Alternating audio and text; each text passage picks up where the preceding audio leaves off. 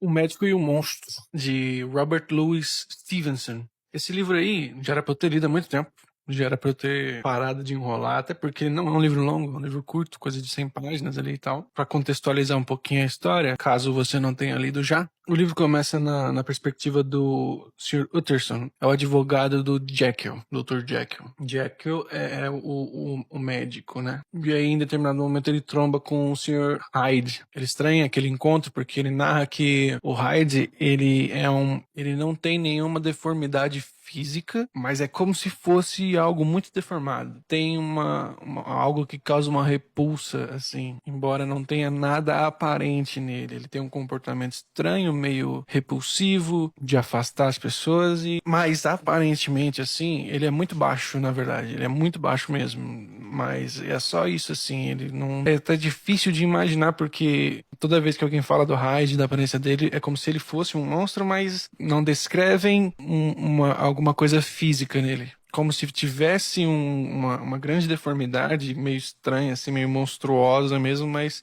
não é nada físico. E aí o Utterson fica mais encabulado ainda com aquilo, porque quando ele pega o testamento do Jekyll, do Dr. Jekyll, ele tá deixando tudo pro Hyde, caso ele morra ou desapareça, né? O Robert, ele vai colocando alguns eventos que vão aumentando a tensão e o mistério, né? Até que finalmente ele começa a entrar em outras perspectivas para explicar aquilo que está acontecendo. Falando sobre a abordagem do livro, a temática dele, o óbvio é que a gente está falando da dualidade humana, esse conflito entre bem e o mal que a gente tem internamente. Mas eu acho que é interessante pensar também no aspecto em que o Dr. Jekyll, ele é um médico renomado, reconhecido na sociedade, e ele mesmo cita que ele tem algumas práticas questionáveis moralmente para aquela sociedade, para aquele período e tal, 1800 e pouco. E eu acho que, para além dessa dualidade, para além dessa dicotomia entre o bem e o mal interno nós, uma das coisas que o livro faz refletir é sobre essa preocupação que a gente tem com a nossa imagem, porque muita coisa que foi feita por conta desse status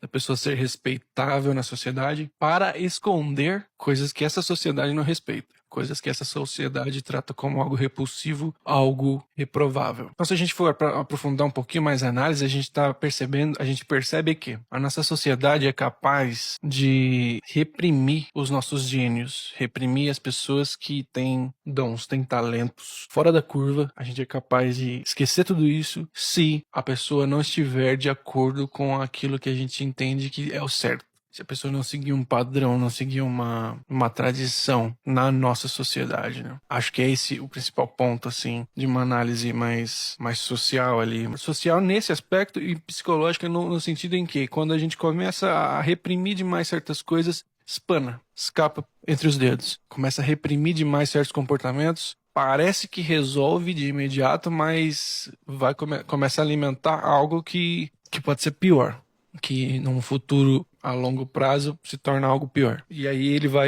o Robert vai usar dessa alegoria, por assim dizer, né, de uma ficção científica para poder trazer para o nosso imaginário como que essa repressão resulta em algo, né? E é claro que eu não estou falando de coisas hediondas que alguém pode ter internamente. Eu estou falando de simplesmente a pessoa não seguir determinados padrões da nossa sociedade, quando a gente começa a reprimir comportamentos que não são necessariamente ofensivos ou hostis, entendeu? A gente está falando de uma pessoa que simplesmente não vive aquele padrão que se espera na sociedade. Tem uma reflexão muito, muito interessante, assim, nessa obra que faz você pensar o quanto a gente, enquanto indivíduo, comete erros, enquanto a gente, enquanto sociedade, também comete esses erros. E aí começa a encavalar problemas, começa a encavalar conflitos, no fim resultam em morte, resultam em tragédia. E simplesmente não precisava.